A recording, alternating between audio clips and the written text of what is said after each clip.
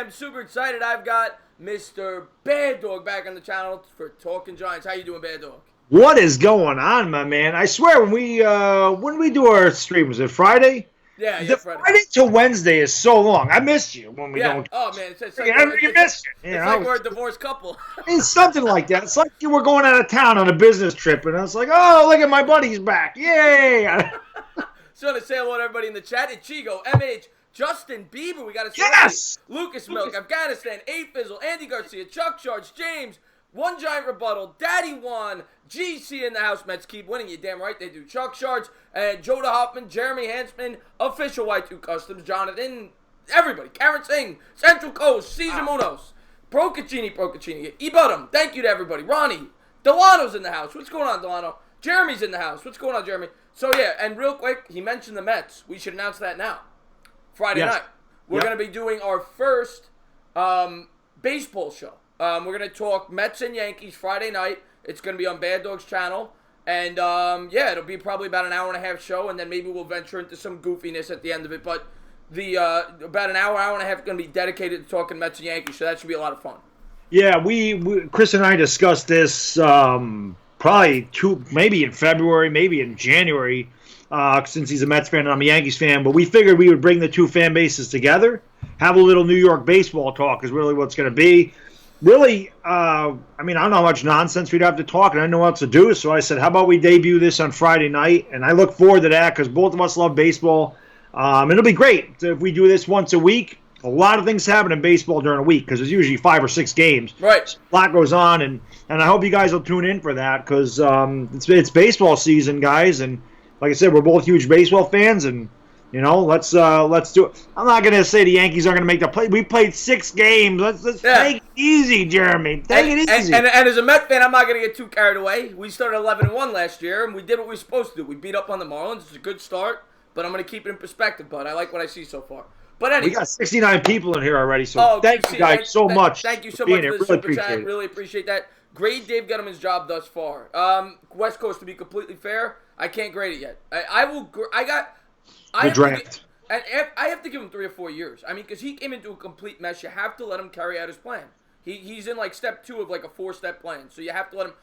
Dire Giants fan, I really appreciate that. Thank you very much. I really appreciate the super chat. But anyway, what I wanted to talk about with you was the video you made today, and we heard I made a video yesterday about it. Russell Wilson, how he came out with his contract demands. He said he wants a deal done by April 15th. He wants an extension. And some Giants fans got excited, and myself included. I got a little excited, but right. They read that into as maybe he's, an ultimatum, forcing his way out. But by the other side of the token, you could look at it like he wants to stay with Seattle, and he's like, let's just get this over with. So right, exactly. I think it's just papers trying to draw up stories. And then, of course, the article that came out today that the guy's like, they got to trade their 6th and 17th pick, which to me is crazy. Absolutely crazy. Because you have to take into account the salary, too. So you're giving up the 6th and 17th. You're giving up 2 rookie contracts for potentially high-end players, and then you're going to take on a $40 million quarterback, or whatever he's going to be, $35 million quarterback. Yeah, I mean, like I said in the video, pretty much, this is kind of a dead time. So any Giants news I could find, I looked up, and this wasn't Gettleman saying it, guys. It was the sports writer said the Giants need to do this, and Gettleman needs to call up Seattle. But my point in the video was, I also thought it was a terrible, if anybody watched it, you guys know I thought that was a terrible move. We don't want to trade our first 2 picks for Russell Wilson because, like I said, if he's going to be a Giant, he's going to be a Giant. Why would we trade the picks if he don't get a deal done with Seattle and we can sign him and not have to give up 6 and 17? If we can build a team this year and next year and then sign the guy, well, and again, guys, it's a pipe dream. I don't expect Russell Wilson to be here. But ever since Colin Cowherd came out with that he's, like the rumors about Russell Wilson going to the Giants, it is very interesting because we will be able to afford him. $35 million or not, we would be able to afford him in 2020. We'll definitely be able to afford him. Yeah. The thing is, though, you bring up, I don't think he would ever hit free agency because he's going to get franchised. Yeah, I think so. Even if they wouldn't sign him, they would franchise him. Now, Wilson may hold out. Because if I'm Wilson, he's going to be probably 30, right? After next 31. year. 31. So if I'm a 31-year-old quarterback of his caliber, I'm going to sit out, and I'm going to demand I get that money. So he may definitely do that, and he has a lot of power because if he doesn't play, those Seahawks are garbage. So if he was to leave the Seahawks, I do think it would be via trade. I don't think he would hit the open market. I think they would trade him. But I would not trade the 6th and 17th pick for him. I think that's crazy. I think it's crazy as well because we have way too many holes. We're not as great as Russell Wilson is, and I think he's top 3 in the league. We are not a quarterback away from winning the Super Bowl. If we were like in the Jags situation, where I think our offense has enough, even without Beckham, I think with Saquon Barkley and with Evan Ingram and Sterling Shepard and Golden Tate, I think our offense is good enough, but that defense stinks, and that defense needs a lot of work. Yeah. If we had say our defense was, 6th in the league in total defense and like 4th in points against, and our offense struggled, and then you say, well, we don't need a defense, we need that quarterback. Then maybe you do say, okay, well, we'll give up the first 2 picks and get Russell Wilson in there because he is the key factor. Right. But we are not close to that. And Russell Wilson would kind of be like Odell Beckham, where even though it's a quarterback, you have all these other spots. You can't take everything you have and throw it at one player because we need so much help on the defense. And then by the same token, what's going on, MYG31? Everybody who's in here that we may have missed, thank you guys for tuning in. But by this, and then the other thing you could say is you could just draft a quarterback and pay him on a rookie contract for 5 years and use that extra $30 million because you're in a position right now to take a quarterback. Exactly. So free agent quarterbacks. Or trade one even. Trade. As good as Russell Wilson is, and he's great. Like you said, the Giants are not there yet. They're 2 years away, in my opinion, from being able to compete. Agreed. And even if they brought him in, they would not be able to compete for a Super Bowl this year, in my opinion. Especially if you're giving away those 2 draft picks. And, so by the time you have a chance to compete, he's going to be 33 years old. It's like, I don't know. I'd rather just draft the quarterback. I'd rather draft the quarterback. Or if we could trade for Josh Rosen, I think that's best case scenario. That's essentially drafting a quarterback. And there's, those are the rumors as well, that the Giants are right in the midst of this trade. This is why the video, when I talk about the speculations and the trades and the mock drafts and all stuff, I'm sick of it because like I say right in the video, I'm impatient. I am impatient in everything I do. I'm impatient on the road. I'm impatient with the damn game last night. Excuse me, trying to do the Dodgers and Giants, and the damn Mets were on that channel, so it blacked me out, so I couldn't, when the CBS was going over the Giants game, I get pissed, because I am impatient. I want things right away, so I want the draft to be here, because, like I said, our first pick will dictate everything we do from that point forward, whether that's Haskins, whether that's Montez Sweat, whether that's Devin White, whoever it is, it's going to dictate the rest of the draft. Right. And what we do. So I just want to know. It's like I want to know. It's kind of like when you're a kid at Christmas. You're 8 years old. It's like I want to know what the hell I got. Right now, I'm like a kid at Christmas. For 3 weeks away, I'm like, can Christmas get here? Can the draft get here? No, I'm the same as you, man. Because we don't know what we're doing. We don't know what direction we're going in. We don't know if we're trying to build towards next year's team or if we're kind of in a rebuild mode. And we're going to find out in the draft. If they take Dwayne Haskins at 6, if they trade up for Kyler Murray at 3, they're in rebuild mode. They're not trying to compete next year if they do that. They're thinking about the future. If they focus on defense and offensive tackle and everything else, they may be trying to make the playoffs next year. So the draft is really going to tell us a lot of things about the direction of the team for next year's season. Yeah, I'll tell you what. One of the mock drafts I saw, I don't know if it was today. It might not have even been a mock draft. It might have been just talking about who the Giants are going to draft. And I saw, and again, this is another pipe dream. They talk about Cody Ford falling to 37. If we ever got Cody Ford at 37, I would shit a gold brick. That would be unbelievable because he's a first-round talent easily. He's not going to fall to 37. I can't see that happening. Dalton Eisner, you have a better chance of getting to 37 than Cody Ford. One thing I will say, I think it's possible he drops to the back end of the first round, and he could potentially be a guy we could trade up for back into the back end of the first round. Right. Say we go defense and quarterback or defense, and they want to get that offensive tackle, and Ford's sitting there at 27, 28. Maybe the Giants jump up and try to grab him. But I can't see him falling to 37. I think he'll go top 20. I think he's that good. I don't think he gets by the Texans at 23. That's the absolute. Yeah, I think if the Giants want him, we gotta get him at 17. I don't think he falls that far. I can't see that happen. I think he's the second best right tackle in the draft behind Juwan Taylor. So. Well, I mean, we'll see. Well, and that's what I'm saying. I'm impatient. I just want to know. I can't. I mean, the draft's 3 weeks away. You believe how fast this came up? Well, I know the week of the draft, it'll go by extremely fast because I'm off that week. Yeah. So I know Monday, Tuesday, Wednesday, it'll be gone. So once that week gets here, once we get to Good Friday where I have all this time off, then I know it'll get here really fast. But these next couple weeks are going to be like, right. Let's go. We got 102 people in here, guys. Do me a favor. I was in such a rush, by the way. Let me type it in the chat. I was in such a rush. I forgot to put your link in there. Let me type it in the chat. Spike that like, guys. We got 102 people in here. We got 44 likes. Please hit that like button. All right, hit the like button. Hit the big red button if you're new to the channel from a man, the entertainer. This guy puts in a ton of work. We love this stream. You guys are the freaking best. You guys are blowing. We talk about this off camera. We are so excited about how well this show goes. You guys are so great to us, and we cannot thank you enough for tuning into these shows. We love it. We love hearing your opinion on the Giants. Even if you're not a Giants fan, we love you guys. Thank you so much. I can't thank you enough for your support on this show. We love it. And this show has come so far from when we first started doing it. We probably had 40 or 50 people in here at most when we first started. And now, we got over 100 people. During the Odell thing, we had over 200. I mean, It's just I cannot wait for next season once we're in season. This is going to be so much fun to do this show for all these Giants fans. I love doing the show.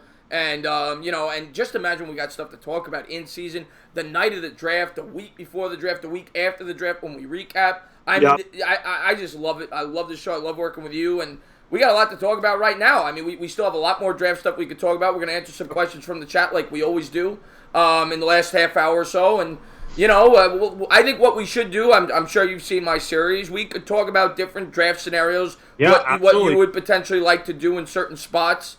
Real quick, I just want to say thank you to Thrill Collins. He said he just hit that big red button for me, so I appreciate that very much, Thrill Collins. Thank you very much. Thrill Collins, I love it because I loved Phil Collins as a singer. I still love Phil Collins. He's one of my favorite singers, but thank you so much for supporting the channel, Thrill. I really appreciate it. Dilly, brother. Thank you. Dilly is right, and somebody just said, Joda Hoffman, who I love, he tunes in all my videos. He says, I want both you guys in the Giants front office. Thank you, Joda. I think we could do it. I think we could turn it around. And not only that, not only should we be in the Giants front office, we should also be in the Knicks front office. Oh, please. I would die to be in the Knicks front office. I just want to say thank you to One Giant Rebuttal. He says thank you for keeping it entertaining. Thank you for putting all the hard work you do on your channel. Go and check him out, by the way. Part of the Giants family. Appreciate that, my man.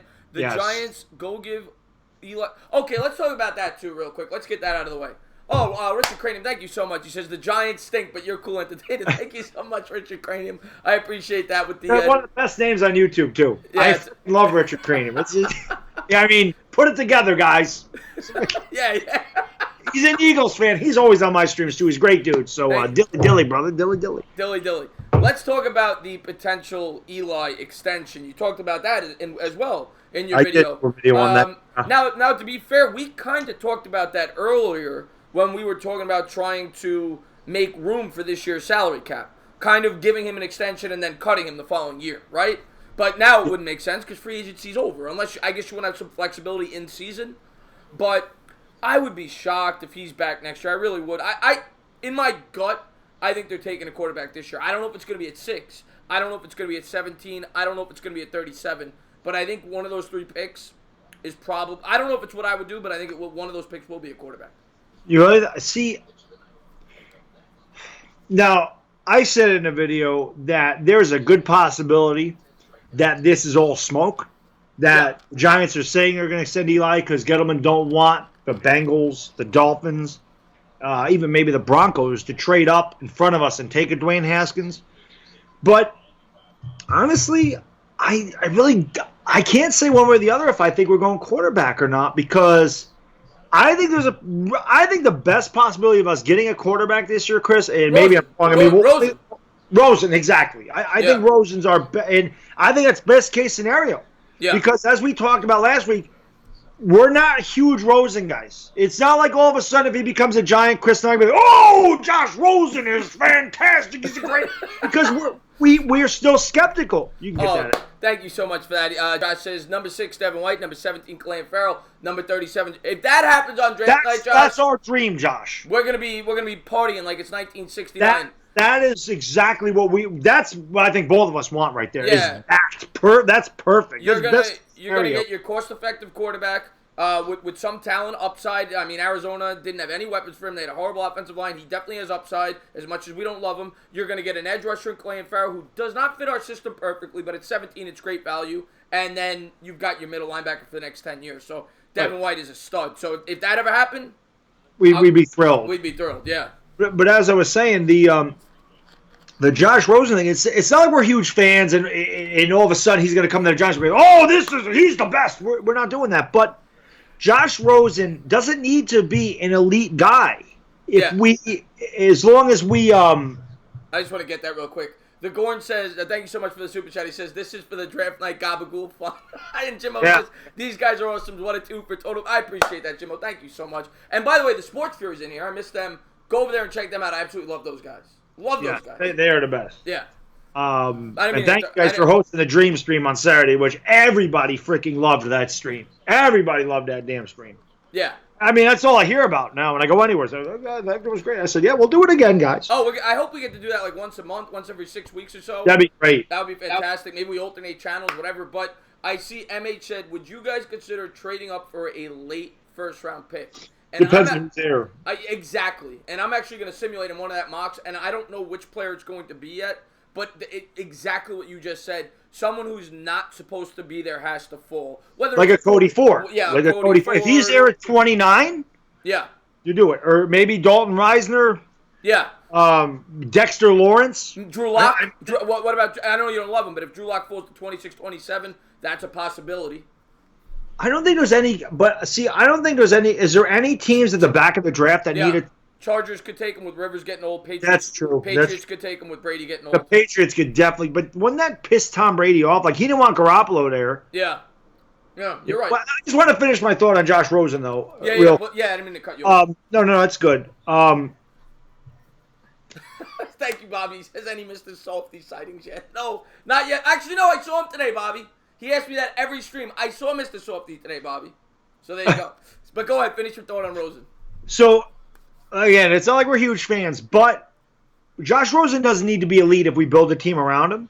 And Josh Rosen, if we take Haskins at 6, he's going to sit behind Eli Manning for a year. And then he's going to come out and he's going to have his rookie season. He's going to have to go through all the growing pains. He's going to have to get through. He's going to have to study a lot of film. He's going to have to get used to the speed of the NFL. Josh Rosen already has that experience. Josh Rosen has already had a year under his belt. So he comes to New York. He sits behind Eli Manning for half a season, 12 games, whatever it is. He learns from Eli. He learns how to handle the media. He learns how to handle the fan base. He learns how to handle everything. And then he's ready to play. He doesn't need to go through the growing pains. He's already done it. So by the time he's ready to go, and he costs nothing on top of it. Well, that's the thing. The value you're getting with him sets up everything, and we're more in love with the value than anything else. And Josh says, what about Devin? Thank you so much again for the super chat, Josh. He says, what about Devin White at 6, Cody Ford at 17, Jalen Ferguson? Another great scenario. Jalen Ferguson. Yeah, absolutely. Jalen Ferguson, to me, and Justin Herbert in 2020, which is, of course, and I love Herbert. Yeah. I'm a big Herbert guy. But Jalen Ferguson, to me, I mean, and I know he's had off-the-field problems, and that's why he's being mocked as late as he is. The guy has the most sacks in NCAA career history. He's got a ton of talent. If he didn't have his issues off the field, he'd be a top 15 pick for sure. So if you could get him at 37, you take a gamble there. I would love it if we could get him there. Which kind of, the thing is, the Giants usually don't mess with guys that have problems off the field, and that's kind of why then again, Jerry Reese is a freaking idiot anyway, so, I mean, I can't even say this for sure, that this is why we passed on Laramie Tunsil. But Laramie Tunsil would have been the best for us to take instead of freaking Eli Apple. If we took Laramie Tunsil, it would have been a lot better for offensive line. It would have been a lot better for our team. But Laramie Tunsil should have been top 5, and because of what happened, that's why the whole draft got skewed. Joey Bosa should have been a Cowboy. Or Jalen Ramsey should have been a Cowboy. One of those, but because of the way things fell, Ezekiel Elliott fell. They were going to take Ezekiel Elliott. The whole Laramie Tunsil thing threw that whole draft off.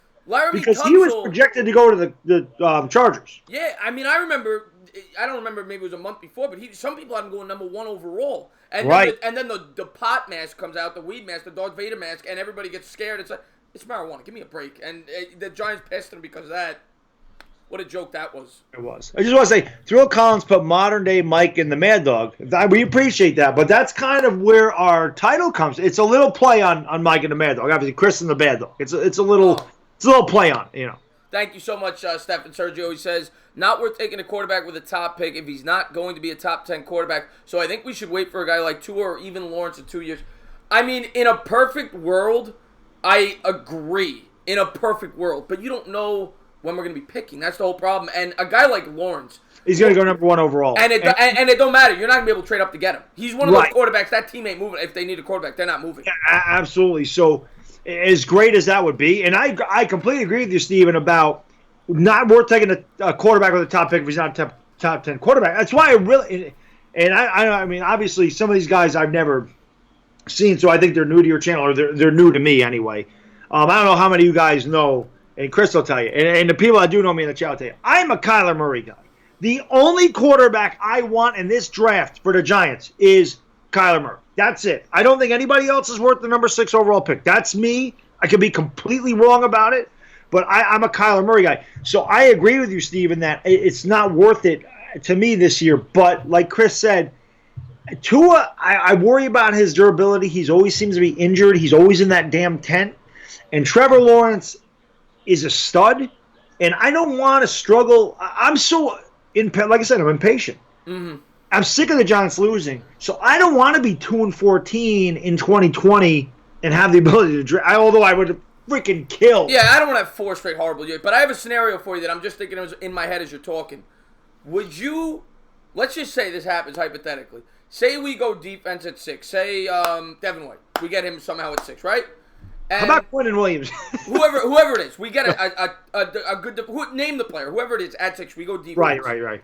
And we have we're picking at 17, and Haskins is falling. He's falling. He gets past 11 at the Bengals, which I don't think would happen. Let's just say he does. Would you trade up to 12 with the Packers to grab him? It depends on what we'd have to give up. If we have to give up less than our second-round pick, yes. If we could get a Haskins outside the top 10, I would definitely do it. If we had to give up, say, the pick we got from Cleveland, number 95, to do. Although I don't. You're gonna have to give up more than that. Say you got to give up 37, 17 and 37 to move up to get Haskins. Do you do it? No. Yeah. Too much. Because What about a future second? 17. Future second. If we had to give up a second in 2020, I might consider it. Okay. To move up 5 spots, we have to move up 5 spots. He's going to get picked, because you got the Dolphins and Skins at 13 and 15. No, I know, but I'm saying we have to give up.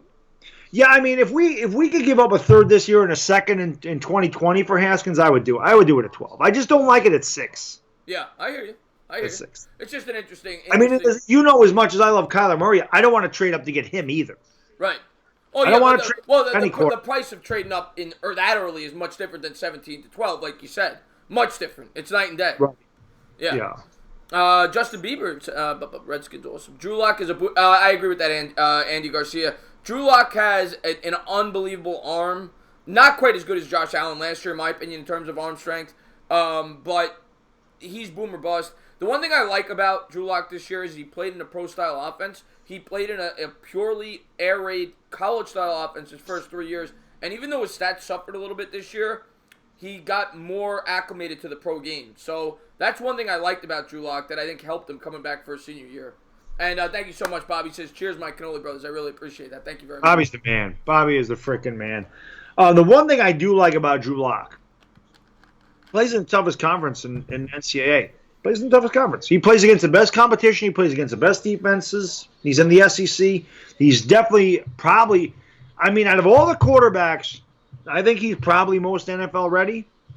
He had a bad combine, which I was actually going to do a video about the combine and the pro day. I think they're so overrated. They're important, but my God, some teams base their whole draft on the damn combine, and they don't look at film of these guys.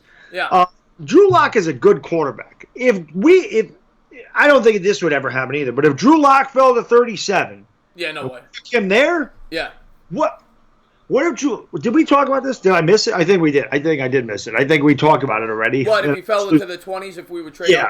Yeah, we talked about that earlier. If we would jump, because you said you didn't know who would take him. I said the Chargers could take him or the Patriots. Right, the Patriots could take him. Yeah. But would the Chargers take? I mean, they could. They got Rivers. He's getting older. They could. They could. Yeah. Where do you think Will Grier goes in this draft? A lot of people said Will Grier had a great pro day. He seems to be moving up people's charts.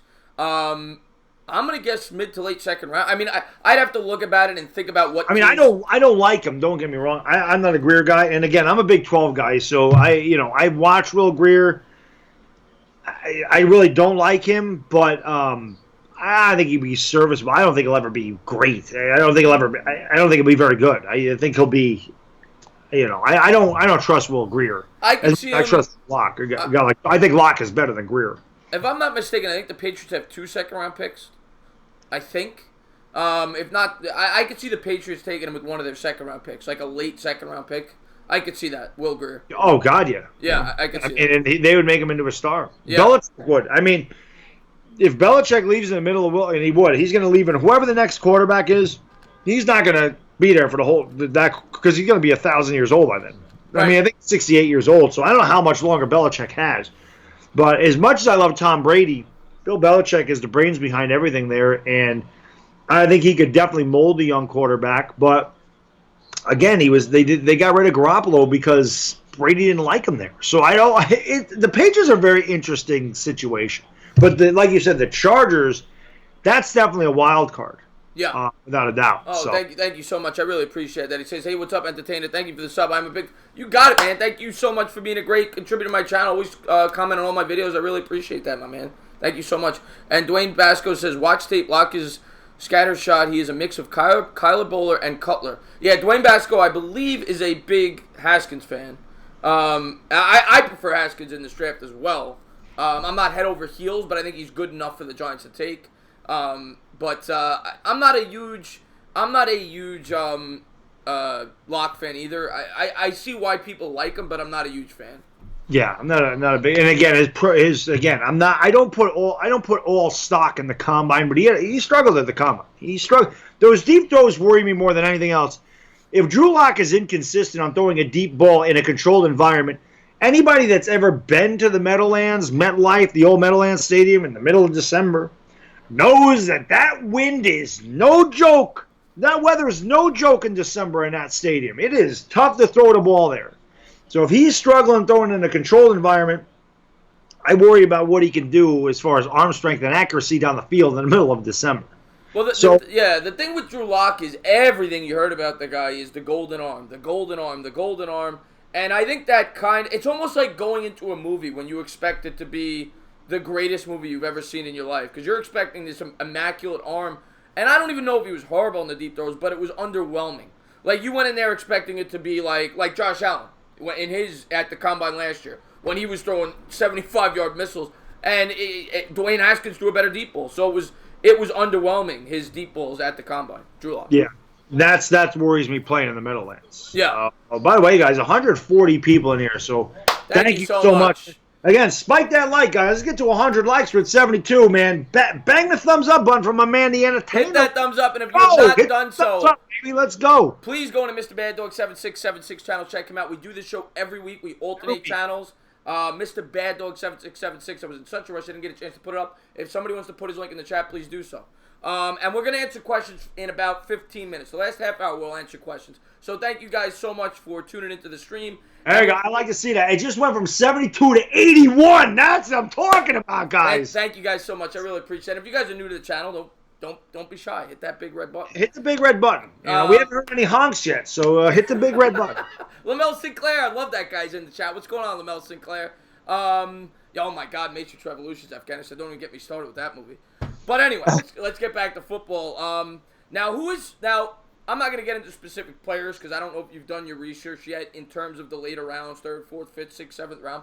But I think one of the major positions that I would look to address is the center position in like the 4th, 5th round, because I think they could. Oh, thank you so much. Don't think it's worth it to take anyone at 6 if the top 3 pass rushers or Devin White aren't there. Gary and Sweat are way too. Well, I agree completely. Well, in a perfect scenario, yes, I agree. A trade down would be the best possible. But the problem with that is somebody has to want to trade up.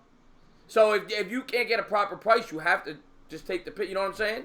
What hurt us, Steven, is the fact that Jacksonville took Nick Foles. If Jacksonville didn't do that and they were looking for a quarterback, then the number 6 spot actually becomes big if somebody like the Bengals, the Broncos, or the Dolphins wanted to trade up in front of Jacksonville to get a Dwayne Haskins.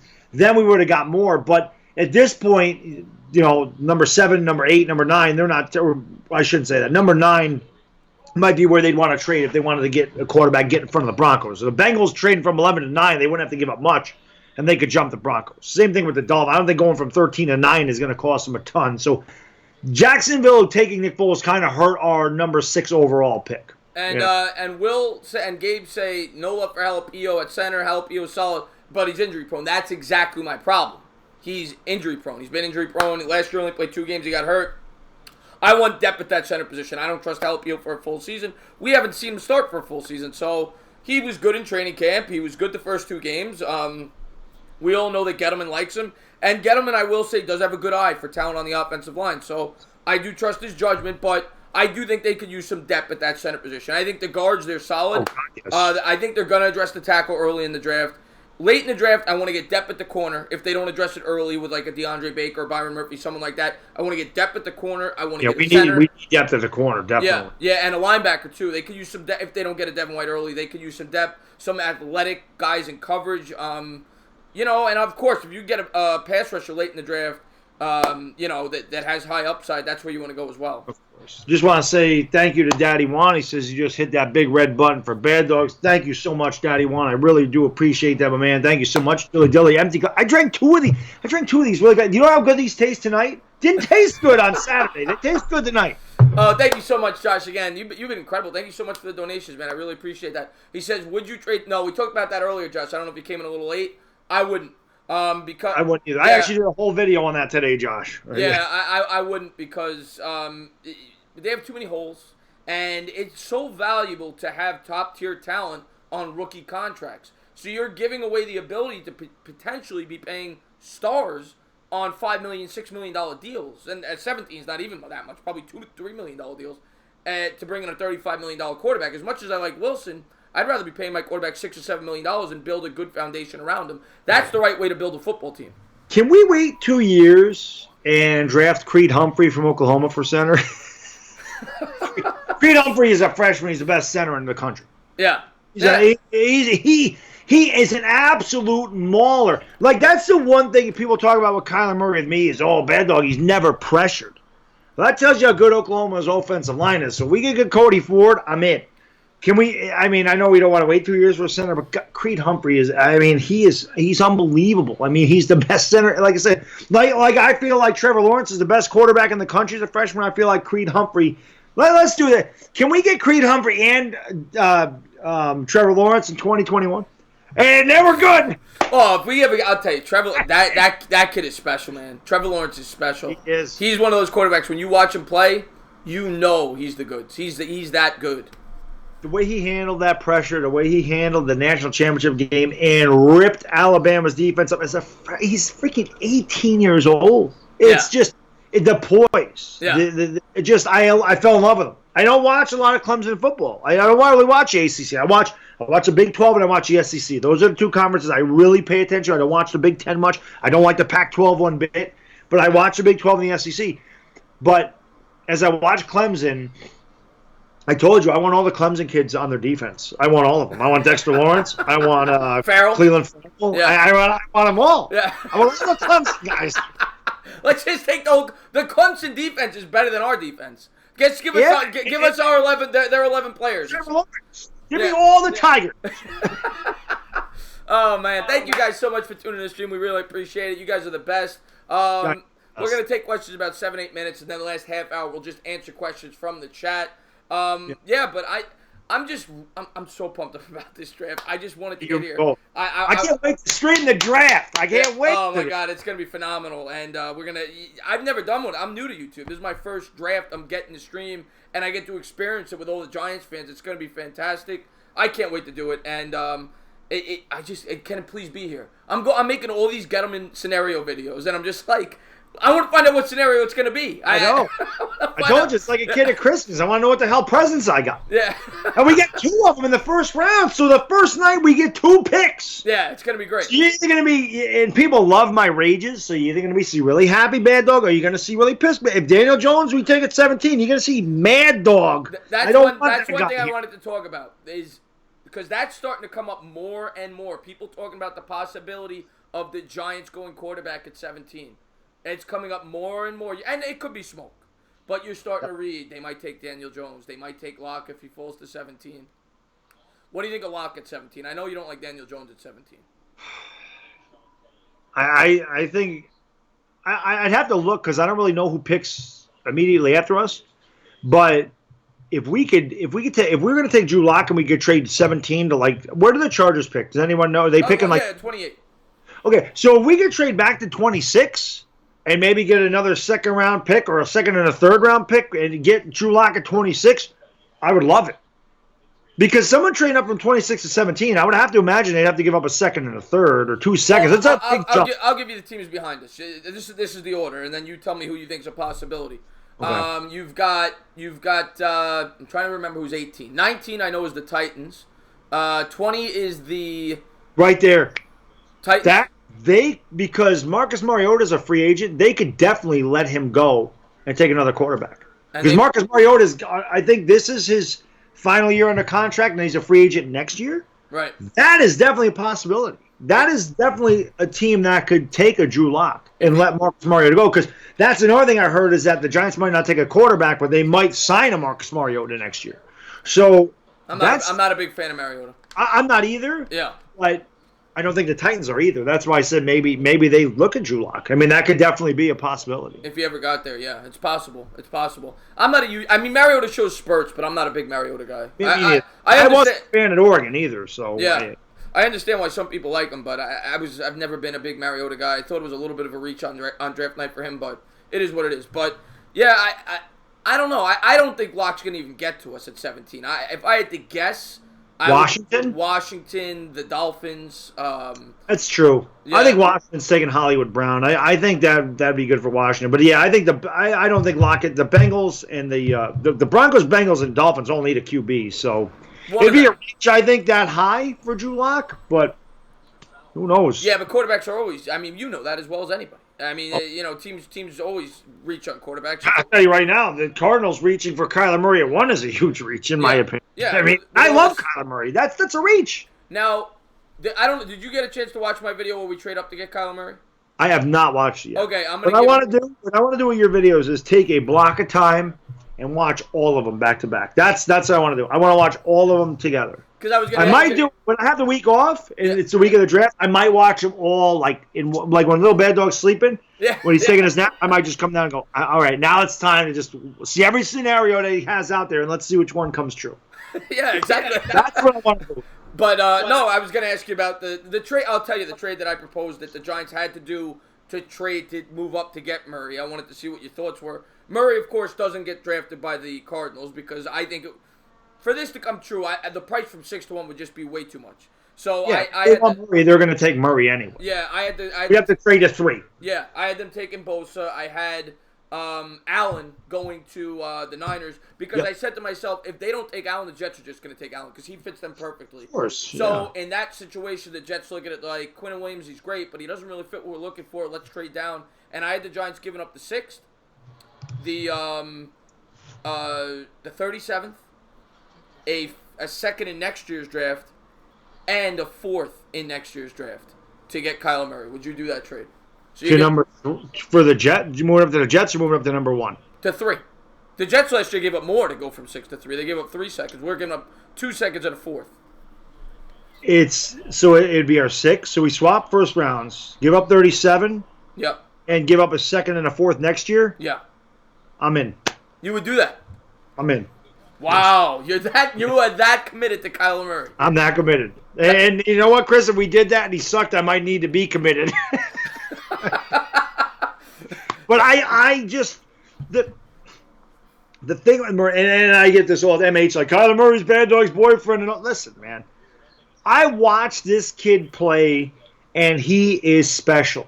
The only reason there's any question about this kid is because he's 5'10". That's it. If he was 6'2", it wouldn't. Oh God! It wouldn't question. You know. Thank you so much, Steven. You've been phenomenal. I really appreciate all the donations. I really appreciate that. He says word is Dolphins are tanking for Tua, Fitzpatrick signing. Don't think Bengals will take a quarterback because who here really thinks that Haskins will be that much better than Dalton? Looks like Haskins will fall. See, I do think Haskins will be better than Dalton. I like Haskins. I'm not one of these guys that's over the top in love with him, but I like Haskins. This is the thing, Steven. When is Dalton's contract up? Because and he's not. I don't think Dalton is very good. He's a little below average. I think he's never won a playoff game. He's not clutch, but he's a serviceable starter, and he's probably going to get $15 to $20 million a year. So would you rather extend Dalton and give him, say, 5 years, $100 million, or would you rather take a Dwayne Haskins on a rookie contract for 5 years? So you have to weigh the value of each of those guys. And to me, Haskins is a better option to not pay him $100 million and pay him his rookie contract at number 10 or number 11, wherever the Bengals are. I think they're picking 11. So that's the way I would look at that. That's why I think Haskins is a better option. Not because he's going to be so much greater than Dalton, but the value is so much better for Haskins. Right. And I completely agree with White Lotus, who said I could see Haskins falling to 13. That's as far as I could see him falling, which is why I asked Baddog, would you trade up to 12? Because I could maybe see him get past the Bengals. Because I look at the Bengals situation. They got Dalton under contract for 2 more years, this year and the following year. Okay. And they're kind of in a transition phase. Because, right, they got rid of their coach. They might want to go safe there. They might want to, pick a linebacker. People seem to think they like Devin Bush. They might want to go offensive line if Jonah Williams falls there. I could see the Bengals going safe and Haskins falling to the Dolphins. So it's interesting to think about if that scenario took place, are the Giants willing to jump to 12 with the Packers? Because I think the Packers would be willing to trade down to 17. Yeah, probably. I just a couple guys in the chat are talking to me about the Yankees. Guys, Friday night, in case you just tuned in, Friday night, we're not doing the nonsense stream. Chris and I are going to debut our New York baseball talk show with the Giants, the Yankees and Mets. We're going to bring the Yankees and Mets fans together. We're going to talk about all things baseball. So, guys, please tune in for that Friday, and we can talk about the Yankees, at length about how what's going on with the Yankees and everything else. But we'll say that for Friday, guys. So we'll definitely talk about that. We'll talk some Mets too. So all my Mets followers, I want coming over. Because I'm gonna be getting pushed around by the Yankie fans. I'm gonna need you guys to come on over there. There's a lot of Mets fans. We're good. Yeah. I'm pushed around by Mets fans in my damn videos now, so it's just really fun. But like I said, I don't hate the Mets, so we think it's a good idea to get Mets and Yankee fans together. It'd be a good little trash talking thing. But at the end of the day, why do we hate each other? We're playing New York. We're National League, American League. Yeah. But Friday night, guys, we'd love you all to tune into that. We're debuting it. We want that to become as big as this show, so we hope you guys tune in for that, too. But anyway, it's 10:30, like we always like to do. We are now going to take some questions from the chat. We'll try to answer as many as we can, so go ahead and shout them out, and we will take as many as we can, guys. And again, real quick, 145 people, guys. You are the freaking best. Thank you so much.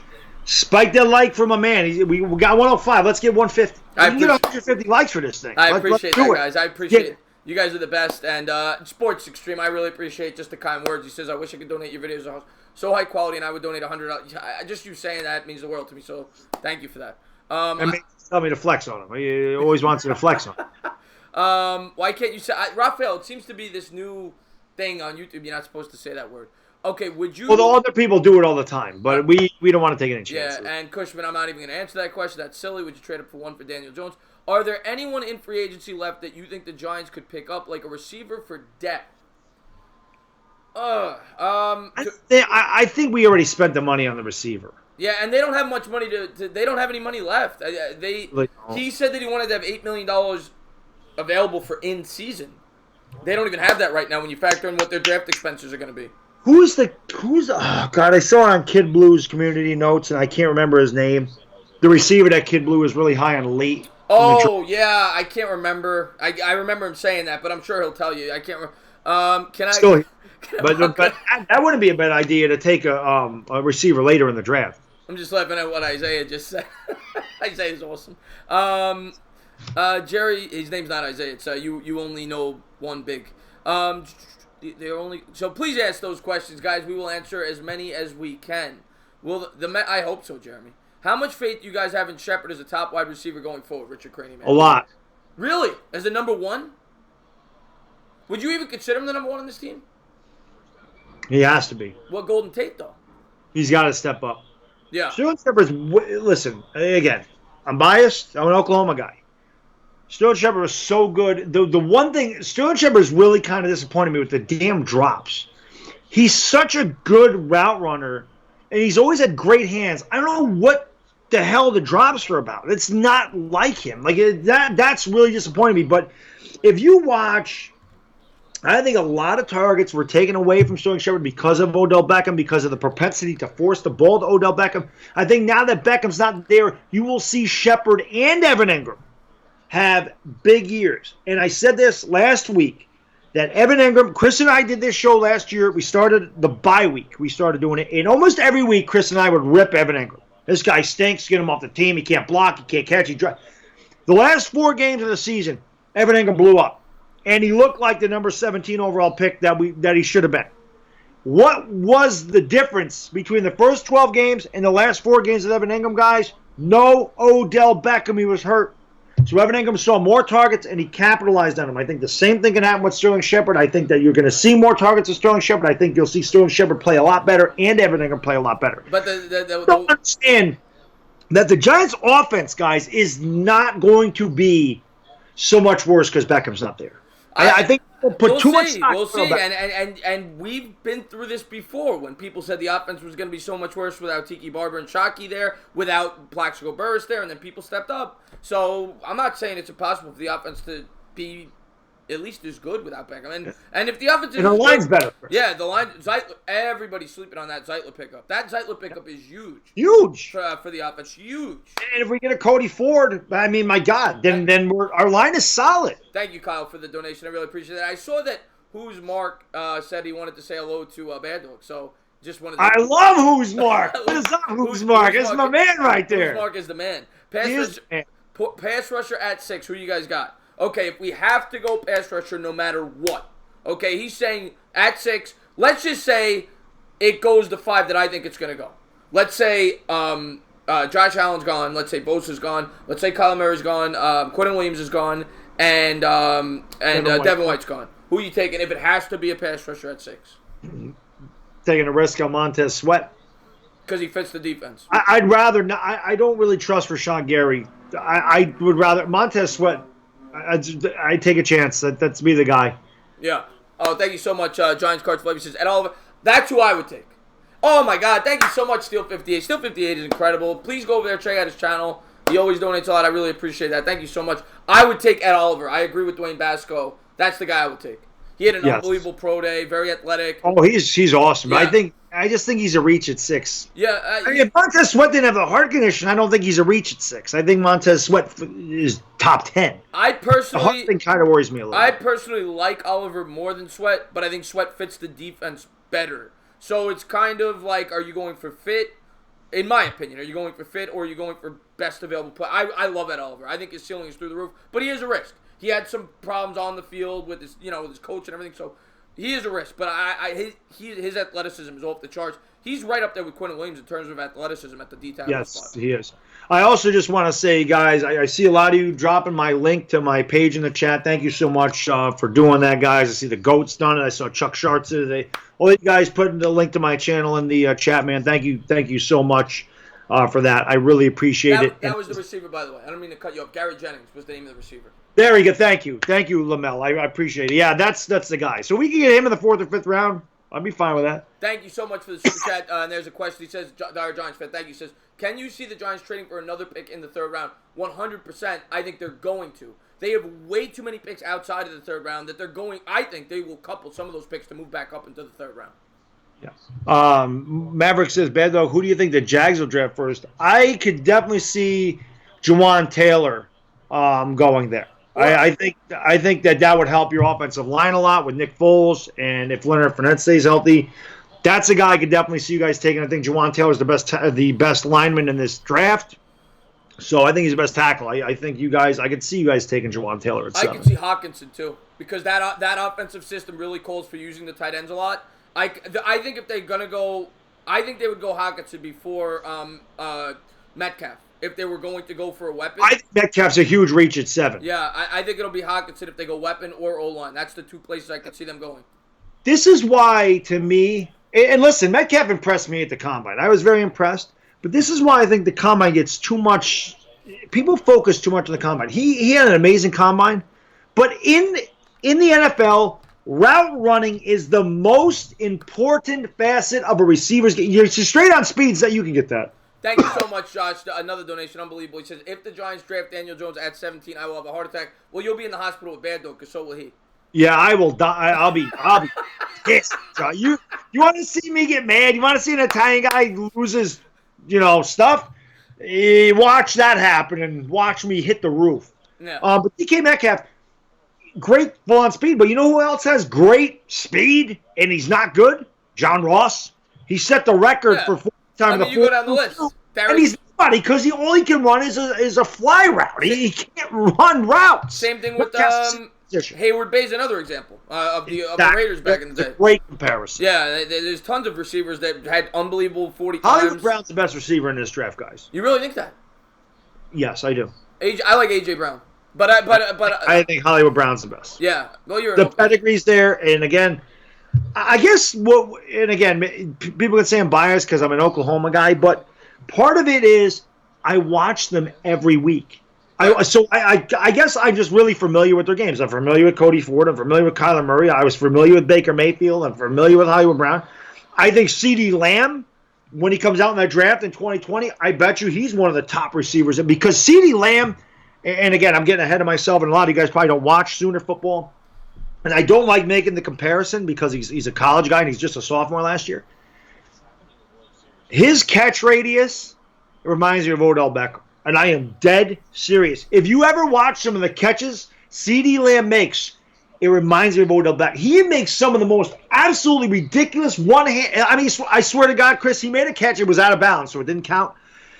He reached like this behind his head with one hand and grabbed the freaking ball. And I said, oh, my God, this kid is super talented. Wow. CeeDee Lamb is a guy to look forward to in 2020. Wow. If we could get CeeDee Lamb, I'd be happy. I want every Sooner and I want every Clemson Tiger. And we'll win a Super Bowl. How do you guys feel? The Tigers. Good question. Good. And N'Keal Harry, I like. He's a tall wide receiver, Sarah. But Richard Cranium asked, how do you guys feel about the pass interference review change? I like it, actually. I don't think it's... A lot of people came out and they said it's going to slow down the game and this and that. There's still 2 challenges. They didn't get more challenges, and we saw last year how much that could affect the game. And those penalties, sometimes they're 70-yard, 60, 50-yard penalties. So I think they should be reviewable. I think they should have been reviewable for a very long time. I mean, if any penalty should be reviewable, it's that one. Completely agree. And there's been talk about reviewing those forever. And they can kind of review it. What they'll review sometimes if the ball is tipped. They will review it because if the ball is tipped, there's no pass interference. So they kind of have it, let me ask you a question. Like an absolutely, Let me ask you a question with that. Would you be opposed to them reverting to the college rule where they make it a 15-yard penalty as opposed to a spot foul? No, I want the spot foul. You like the spot foul? I like that rule. Okay. Don't interfere with the guy. Okay. Yeah. By the way, I also see this. Someone said when they say I have no bias or I'm not biased. I'm going to tell you something. Cody Ford, Hollywood Brown, and Kyler Murray, they're probably all going to go top 20. That's not biased. If these guys are all top 20 picks, they're pretty damn good. So, no, God, not Parnell Motley. Afghanistan says every soon as they love to tease me about Parnell Motley. Parnell Motley stinks. I'm 42. I'm better than Parnell Motley. Yeah, somebody asked how old we were. He thought I was 29. You were 31. I'm 33. He's 42. But I could have best. Thank you. Yeah, and Dwayne Basco, I have looked at Nasir Adderley out of Delaware. I think he's the best safety in this year's draft. I love Nasir Adderley, and if he was ever there at 37, which he might be, you see him dropping in mocks, maybe a guy you're interested in. But the thing is, we kind of addressed the safety position with Peppers and, the veteran we brought in. The name just escaped me off the top of my head. But Bethea. But Bethea. But he is old, and he could easily be cut next year. So we'll see. How do you guys feel that we're going run heavy? Listen, we've been saying this since the start of last season. We need the Giants to get back to their roots. That is when the Giants are at their best. The only time they had a successful season, and Bobby's asked me this 1,000 times, so I'm just going to answer it real quick. Yes, I would go to a Yankee game. So the Giants are at their best when they are a run-heavy team. Other than 2011 when they couldn't run the football and Eli carried us.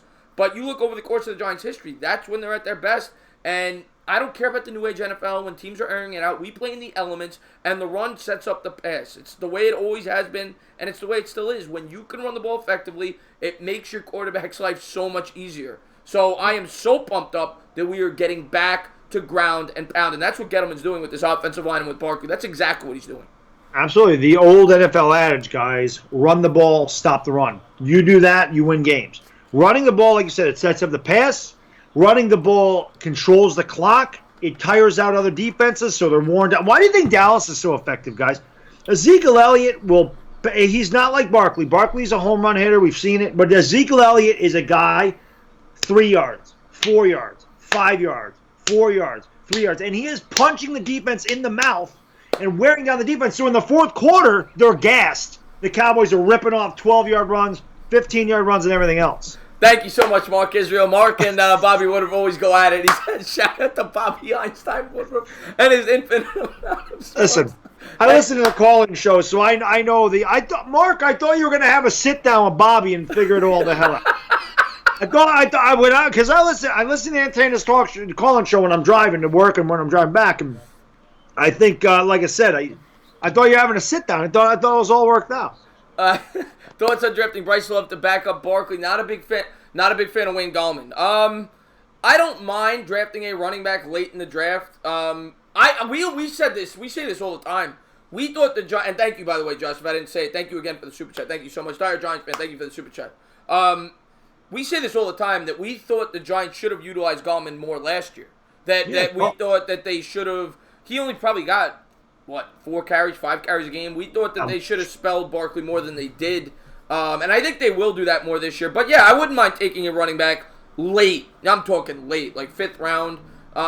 Bryce Love ain't gonna drop that. No, yeah, I wouldn't take one early, but I wouldn't mind taking one in the maybe 4th or 5th round. I wouldn't mind taking. I gotta be honest, Josh. I like Wayne Gallman. That was one of the few picks where I thought Jerry Reese actually got really good value. He was really good at Clemson. 2017, he was pretty good for us. He's a good complementary back. I mean, he's not going to light the world on fire, but he can catch the ball out of the backfield. He's got good speed. He doesn't go down in the first tackle. He breaks some tackles. He pushes the pile. I like Wayne Gallman. I think he's a very good complementary back. So I think he's good for his position. Obviously, he's not going to split carries at Barkley, but I think he can definitely do the job without a doubt. I don't mind. If you improve this offensive line, I think Gallman is fine as a backup running back. I think it's more about the offensive line. Fix the offensive line, and I think he only averaged 3.5 yards a carry, which actually surprised both of us when we went over the numbers. I remember that. Yeah. Because I remember him having some good games. Maybe it was later in the season, but I think if you could, and they have, Zeitler was a big improvement, and you figure the left side playing together for another year is going to be more improved, and Jalapeno hopefully could stay healthy, and I think they'll draft the right tackle. I think Gallman will be more effective this year, and Barkley, of course. I think, yeah. Yeah, Dwayne, I told you, just give me Clemson, give me the Clemson Tigers and the Oklahoma Sooners, and we went to the Super Bowl. Just give me Clemson's defense and Oklahoma's offense. Good to go. Except for the quarterback. Well, I take Kyler Murray or Trevor Lawrence. I'll take either one of those. MH, I'm not even going to bother. I'm not even going to bother with that. I think they're trying to poke Baddog a little bit. Will Corey Coleman get more playing time? Well, he's definitely going to be used in the kick return game, 1,000%. He's going to be utilized in the kick return game.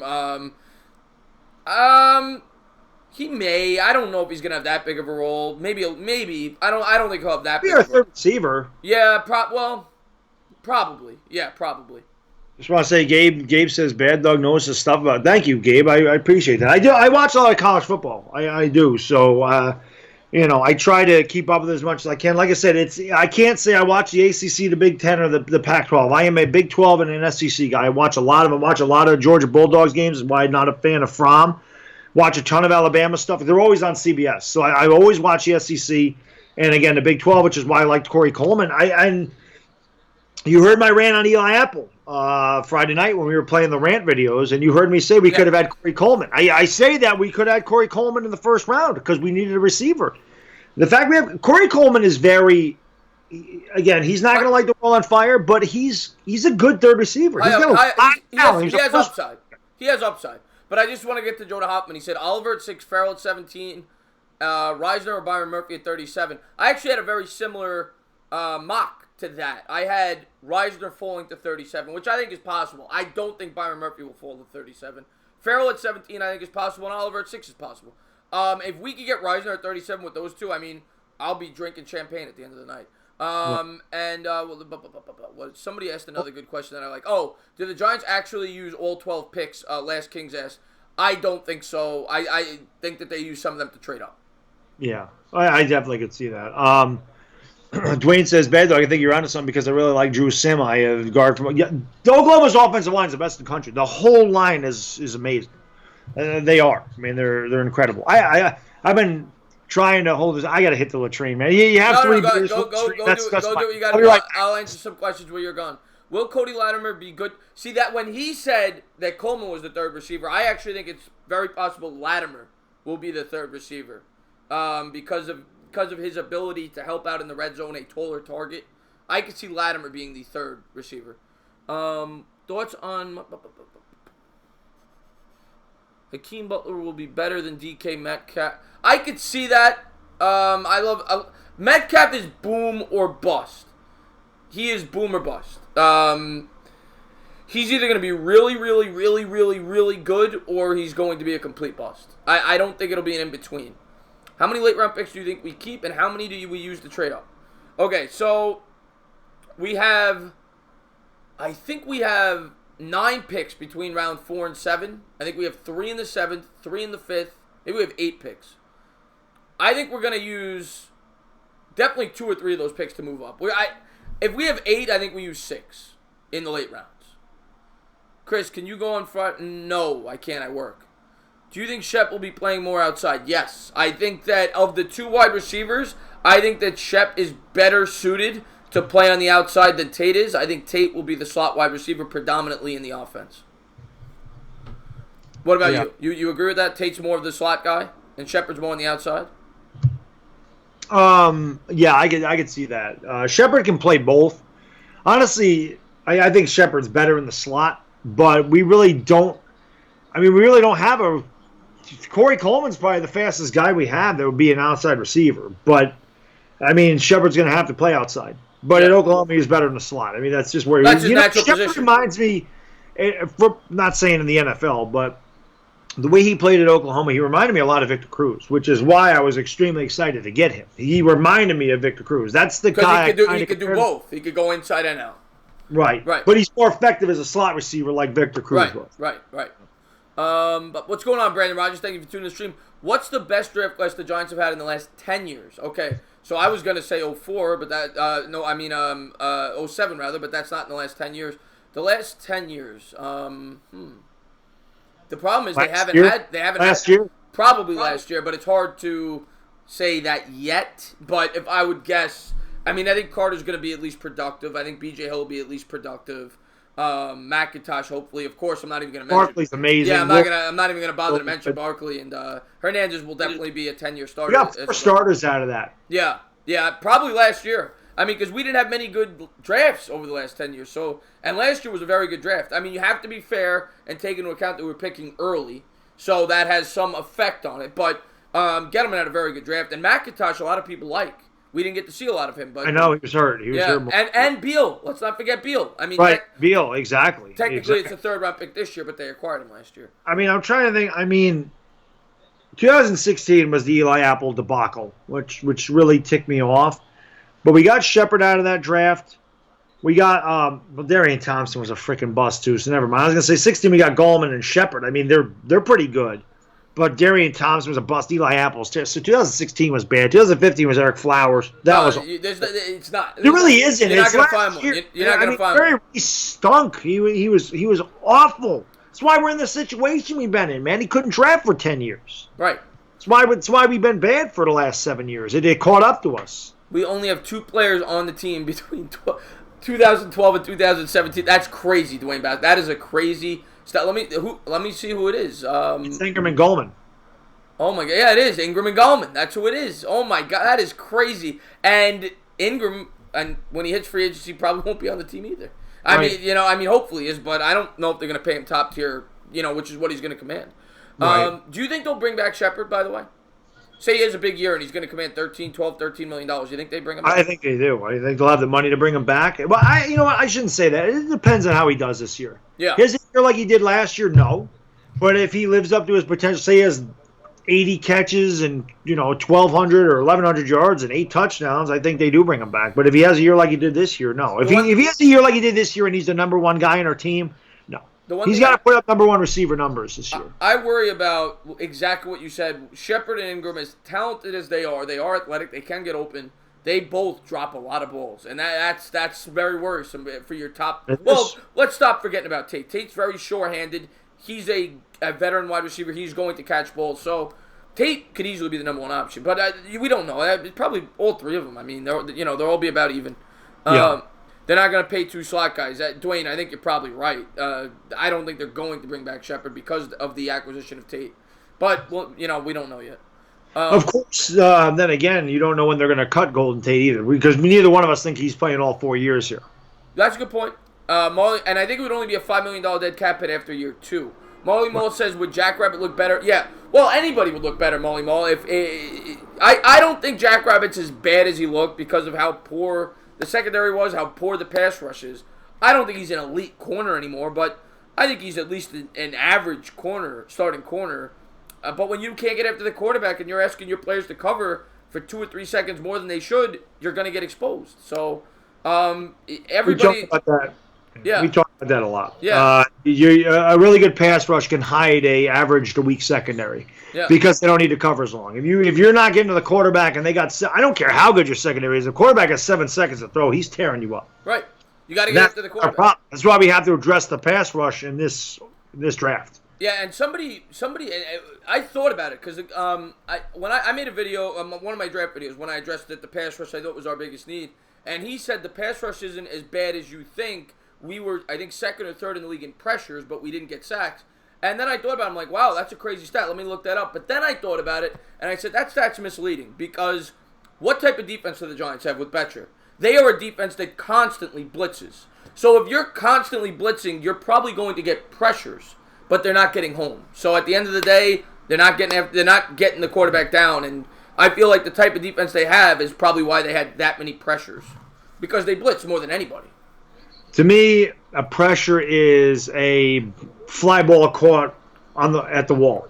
Right. It's close, but it don't count for anything. Right. Get the quarterback down. You get the quarterback down. Olivier Vernon had a pressure. He had a pressure on Dak Prescott last play of the game, last game of the season. On a 4th and 15. He had a pressure on him, but Prescott got away from it to a touchdown to Cole Beasley, and we lost the game. Pressures don't mean anything. Oh, you got close. Close counts in horseshoes and hand grenades. Then that's it. Doesn't matter. You got to get there. We have to pull the guy down. Or hits. I mean, quarterback hits would be more impressive to me than quarterback pressures. If we led the league in quarterback hits, then I would say it differently. But pressure means you got pressure on him. But if he escapes and he buys another 3 seconds, how much of a pressure really? You know what I mean? So that stat can be skewed. Thank you so much for the super chat, Josh. He says Herbert or Haskins if you Herbert. Yeah, I'm a Herbert guy too. I like Haskins. I'm a Haskins guy, but I would take Herbert. I wanted Herbert this year, and I think he's going to benefit from another year at Oregon. I really do. I think him playing his senior year is definitely beneficial to Justin Herbert, without a doubt. Do you guys ever worry about Saquon wasting his miles during these rebuilding years? It's a reasonable thing to worry about, Richard Cranium. We've seen it happen to great running backs. Barry Sanders, they never supported him with the pieces that he needed, and by age 29 he retired. So, or 30, however old he was. But Adrian Peterson, same thing. Belt on him. It's definitely a reasonable thing to worry about, but you have to trust the process. I really think he's doing it the right way. They're getting the offensive line. They're going to fix that defense.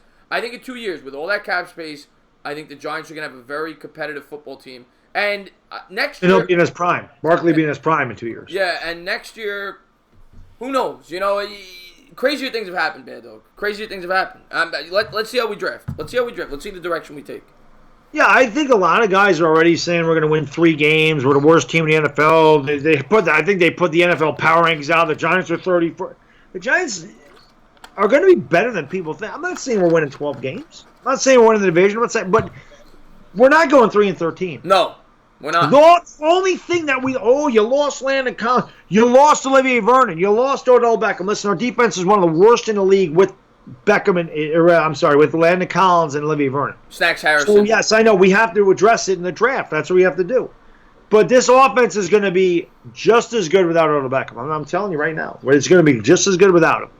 Because our line's better. And then that is all that matters. The line is the most important thing. I would be shocked if we go 1-15 or 0-16 or 3-13. I think the Giants are going to be a lot. I mean, it's your schedule. Yeah, I'm not going to say we're winning 10 games, 11 games. I wouldn't be shocked.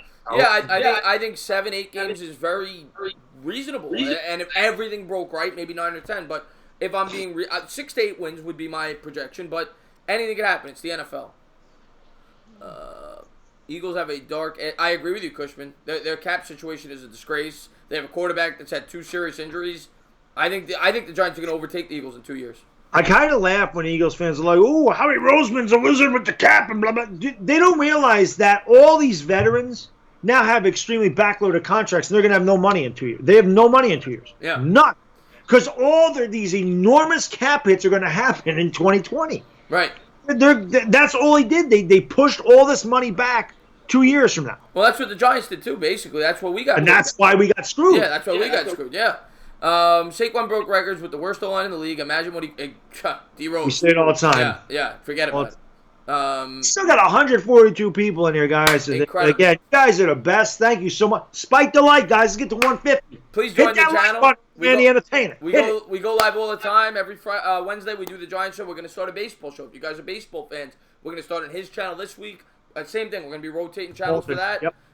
So next week the football show will be on his, baseball will be on mine. So we're going to cover the draft together. The NFL draft will be on the Entertainers channel. We'll cover that together. We might cover the NBA draft together. I mean, who knows? Yeah. So a lot of stuff. definitely swing by. We call that's the Yankees game together. I mean, we work together a lot. So check it out, man. It's good stuff. Do you think the Giants have the power to enroll me? Oh God, MH. Oh God. I've got a feeling the Larry is going to be a better receiver than Metcalf. I agree, Joe Hoffman. I like him. I like him a lot. I think he's a perfect fit for Baltimore because he's a tall wide receiver. You have a quarterback who's struggling with throwing the football, similar to what they did with Plaxico Burress when they went out and got Eli a tall wide receiver after he struggled in his rookie year. If I was Baltimore, that's who I would take at 22. I think he's a perfect fit for Baltimore. Josh says, I believe the Giants will pass on a quarterback this year and do what it takes to get Herbert next year. And I think they're going to pass on a quarterback. I really do, because I think we need defense. And he said they would have drafted Herbert this year at 6. That I think so. I think Herbert's better than Haskins, though. And again, that's me. I just like Justin Herbert. What I like about Justin Herbert the most is mentally he's like Eli Manning. Like he's a very calm guy. He doesn't have any social media. He doesn't have no Twitter, no Instagram, no nothing. He's like a silent leader. He does a really good job of just kind of being that quiet guy, that quiet leader, and I think he could handle New York. I don't know if Haskins can handle New York. Yeah, it takes a special. I agree about Rosen the most. I think he could. I'm not that. I don't worry about with him. But misleading story says, would you move up to get Adderley if he's there D2? I don't know what D2 means. What does D2 mean? But if you're asking me, would I move up to get him in the late first, which is what I'm assuming you're asking. Maybe. See, the problem is I love Adderley. I absolutely love him. I think he's the best safety in this year's draft. I said that earlier. But it's not our biggest need. We have 4 or 5 bigger needs than safety at this point, in my opinion. Obviously, I mean, every video I say corner's a bigger need, quarterback's a bigger need, pass rusher, offensive line. And then you could argue wide receiver as well. So, I wouldn't move up for him, but I wouldn't be upset if they take him at 37 if he's there. My man Q-Dog loves day 2. I apologize. Okay. So move up in the second round from like 37 to 33 because there's no chance he's going past the early second round, in my opinion. Maybe to mid-second. We did that for Landon Collins. Yeah. Maybe move up a few spots to get him. I wouldn't be opposed to that. If they're at 37 and say 33, 34, they move up a few spots to get him. I wouldn't be opposed to that. Mo Money says Russell Wilson's coming to New York. You better believe it. I wish, Mo Money. I wish. John asked what about Tua. As I've said a number of times, Tua's ultra talented. Spends a lot of time in that 10. spends a lot of time with nagging injuries. I mean, it hasn't really kept him out of a lot of games. Like, he started every game, I think. I don't remember if he started every. He might have missed a game, but I worry about his durability. I worry about it for some reason. I don't know. I just want to say hello to Spotlight Sports Talks in the chat. I want to say hello to him. Q-Dog's in the house. He said, what's up, fellas? Love watching y'all. Yeah, Q-Dog was giving Daniel Jones. He loves Daniel Jones. Yeah. He tells me, Baddog, don't worry. Daniel Jones. You know how many jerseys I'm going to get? You know? From him? If Daniel one guy's always like, I'm sending you a Dwayne Haskins jersey when they draft him. Q-Dog says, I'm sending you a Daniel Jones jersey when they draft him. He loves Daniel Jones. I don't hate Daniel Jones as much as some. I don't want him. At 37, if they take him, I'm not going to be cursing at the TV. I don't want him at 17. I do see some of the things that people like about Daniel Jones. I don't think he's a game breaker. I think Haskins is much better. I think Kyle Murray is much better. And I think Locke has a much higher upside. But I don't hate Daniel Jones. I think a lot of Giants fans hate him. I don't hate him. I don't like him. Yeah. I wouldn't say I hate him. I don't like him. Yeah. I don't like him. Hollywood Brown's not going to fall that. Avery says Hollywood Brown to replace his cousin in Pittsburgh. Hollywood Brown won't fall this. Yeah, Hollywood Brown's not going past the Redskins. I can't see him getting out of the top 15. I just see the Redskins taking Hollywood Brown. I think he will get out of the top 15, in my opinion. But Jonah Huffman says if Josh Allen, this would never happen. This is complete fantasy. But he said if Josh Allen and Quinn Williams both fell to us at 6, who would you take? Okay, I'm going to tell you. I think those are the two best players in this year's draft. I think Quinn Williams is slightly better, but I would take Josh Allen because I think he fits our defense better. Same situation with the New York Jets. I think Josh Allen fits their defense better, so if I was a Jets fan, I would want Josh Allen at 3. Yeah, I would definitely take Josh Allen. I think I know you like Quinn Williams a little better. I like Josh Allen a little better, so I just think, and we need the pass rusher. I mean, that's the thing. We need that edge rusher. Right. Quinn Williams is dominant, but I just like the edge rusher better. Like you said, he fits our defense a lot better. Let's put it this way. If we get either one on draft night, well, smiles ear to ear. If either one falls... Oh, God, I'll jump out of my... Yeah, if we get either one, it'll be Christmas. So I'll be happy with either one of those guys. Well, I'm sitting here thinking to myself, not dream scenario, but I'm sitting here thinking of us doing the draft, right? And the Jets come up in 3rd, and I hear and this is after the Cardinals don't take Kyler Murray. And I hear the Giants traded up to 3rd, and I'd be sitting there going, we're taking Kyler Murray. We're taking Kyler Murray. We're taking Kyler Murray. I see it happening. Well, if they trade up to 3rd and he's there, they're going to take him. Take it, right. We need edge rusher, true middle linebacker. Yeah, another we could go middle linebacker at 17 as well. I don't think we would, though. I think if they're going to go middle linebacker, it's either going to be Devin White at 6. I don't think they would go Bush at 17. I really don't. Even though he was really good at the combine and he's been moving up draft charts, I don't even know if Bush is going to be there at 17. A lot of people seem to think the Bengals could take him at 11. But I agree. I don't like Ogletree. I think Ogletree will be cut after this year. I don't money. Yeah, I don't trust Goodson. He's hurt all the time. Can't stay healthy. Yeah, so I wouldn't be upset if they take Bush at 17 if we don't go White. If White's not there at 6, wouldn't be my first choice, but I wouldn't be upset. Yeah. Greedy Williams at 17, definitely a possibility, Chad, if he's there. I had him going to the Giants. I don't like him. You don't like? Yeah, well, he's not a good tackler. He reminds you of Apple a little bit. Yeah, I don't like that. Yeah. I don't like that. He might, like you said, when you said he reminded you of Eli Apple, I went and looked at the film. I go, no. Yeah. You had that guy. I don't want him. Yeah, he's tall and fast, which is what Eli Apple was. That's what people fell in love with. But he struggles a little bit in tackling. But everybody says his anticipation skills are phenomenal. Needs to work on his tackling. That's the book on him. Yeah, I don't like Greedy at 17. I'd rather Cleveland Farrell or somebody, Ed Oliver. I'd rather get one of those guys because I could see one of them falling down there. You guys, Jordan, we really appreciate that. He says you guys are great. How do you feel about the Ed Oliver, Aaron Donald comparisons after pro day? Okay, I could see why people compare the two. I'll start with that because Ed Oliver is a smaller D tackle, much like an Aaron Donald, very athletic. They both had similar combines, and Oliver's a beast. When you watch the game film, you watch that guy blow up the middle on run plays, he's going to be a good pro. I love Ed Oliver's upside, but in my opinion, he's not going to be Aaron Donald. Aaron Donald, to me, is one of the best interior linemen ever. I mean, he's got to be in the discussion as top 3 or 4 ever. Has there ever been an interior lineman to get over 20 sacks in a season? Yeah. But, I mean, that just tells you how special Aaron Donald is. Yeah. I mean, it's just he's a once-in-a-lifetime player. But I do see the comparison. I do think Ed Oliver is going to have that ability to move to the outside in a 3-4, and be able to get after the quarterback. I do think he has, even though his sack numbers aren't as high as some people may like, it's misleading because he didn't play a lot on the outside, and when he played on the outside, PFF said he was the third best pass rusher in the country from that spot. So I think he's going to have the ability to get sacks at the pro level. So I do like him a lot, but Aaron Donald's far-fetched.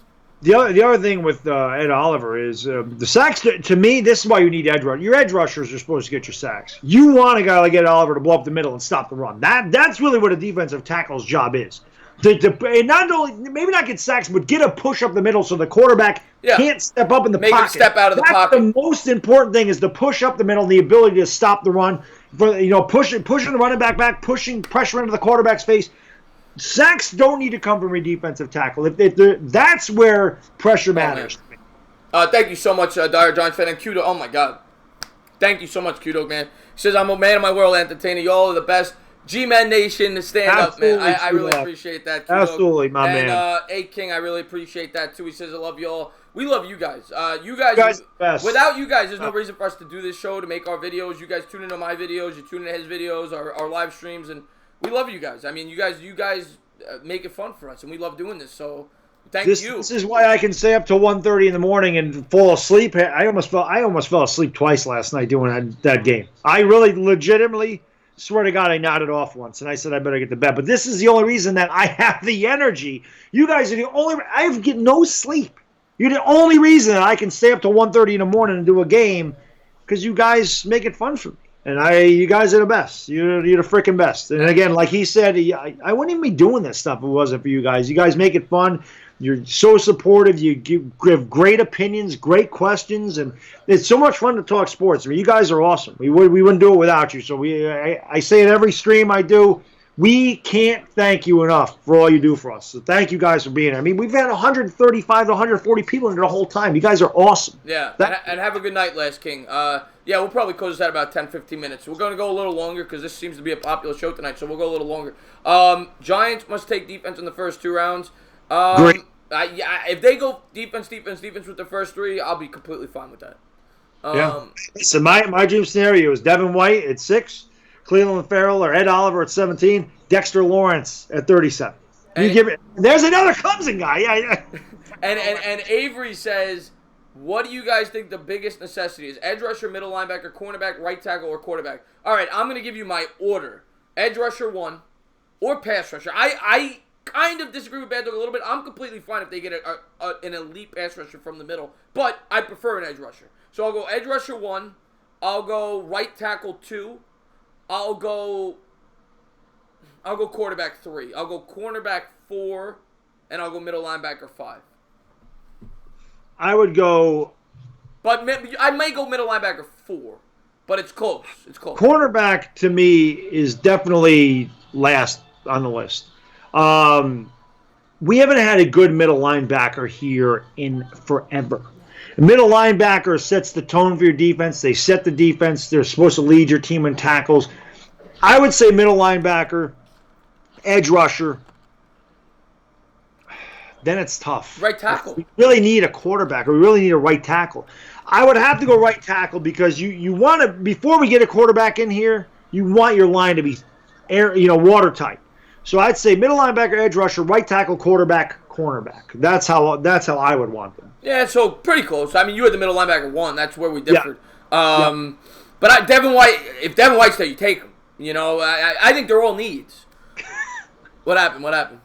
Q-Dog says, Baddog, if the Giants draft Daniel Jones, can I call you to hear the joy in your voice? You'll see the joy in my voice, Q-Dog, when you watch our live stream when we do the draft. Yes, I cannot wait for that. And Dwayne Basco says, how about trading back from 17, trying to get another second rounder? I actually simulated that, Dwayne Basco. I had them trading to 24 and getting 35 from the Raiders. So I would be for that, depending on the scenario, depending on who's on the board at the time.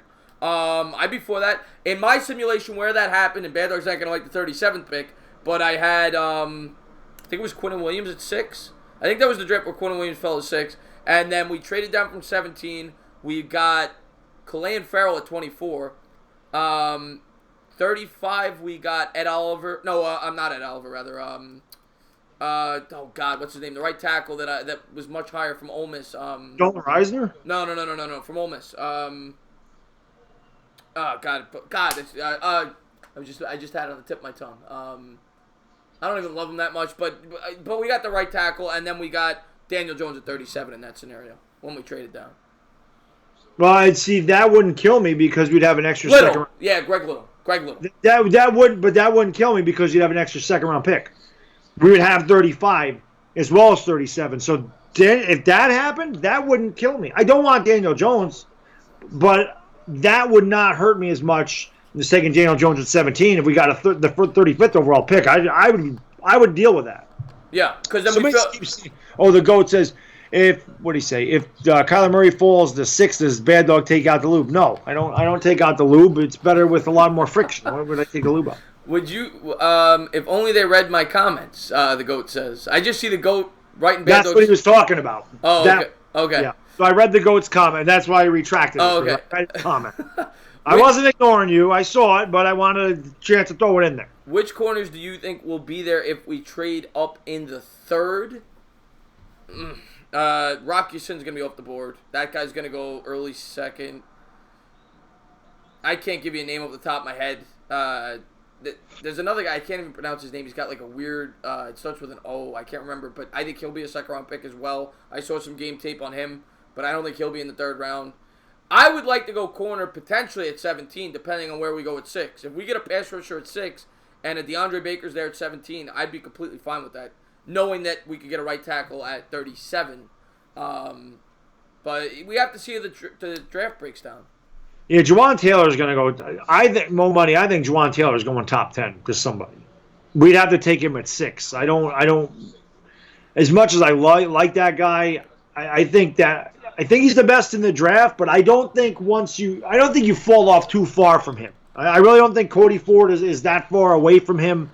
I wouldn't want to take Juwan Taylor at 6 because I think we need a pass rusher or middle linebacker more. I think we have to get a defensive stud at 6. That's his name, by the way, John Smith. Yeah, Amani, however you pronounce it, Aruye out of Penn Well, that's State. terrific with the Giants. They like those guys. We had Osi Umenyiora, we had Matthias Kiwanuka, Yeah.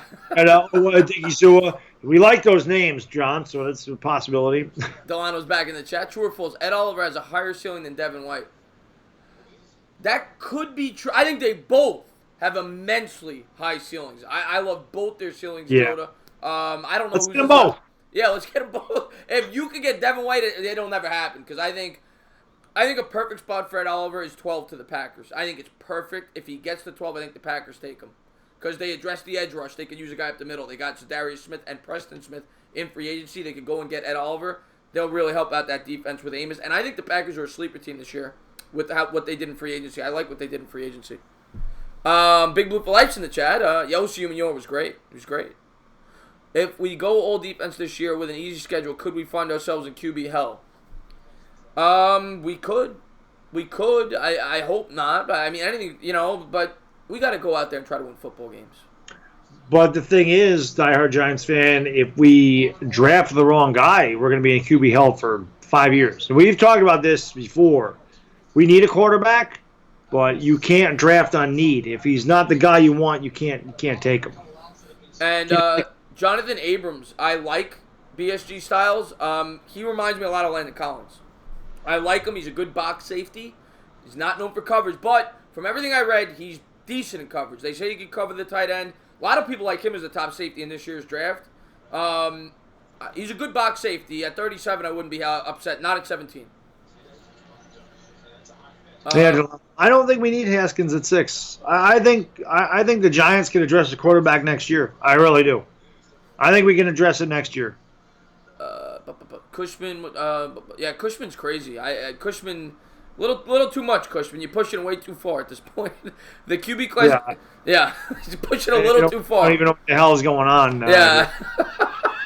If the game was on the line in the playoffs, would you want OBJ or Hakeem Nicks? Nicks. Yeah, Nicks could step up. I mean, Nicks in that Packer game. Remember that Hail Mary caught before the half in that Packer game?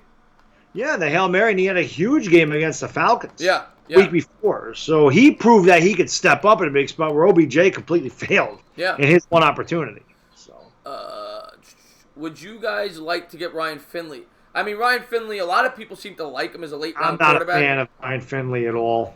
If they're going quarterback, I want them to address it early. If they're going to do it. If you like Haskins, take him. I don't want you waiting until the 4th, 5th round to waste picks like they did last year with Loletta. So yeah, exactly. If you're going to take a quarterback, go all in and take him. That's my philosophy. Yeah. But this is why I love the chat, because there's so many different scenarios. There's so many guys talking about this guy, that guy, and they're all great points. I mean, they're all very possible.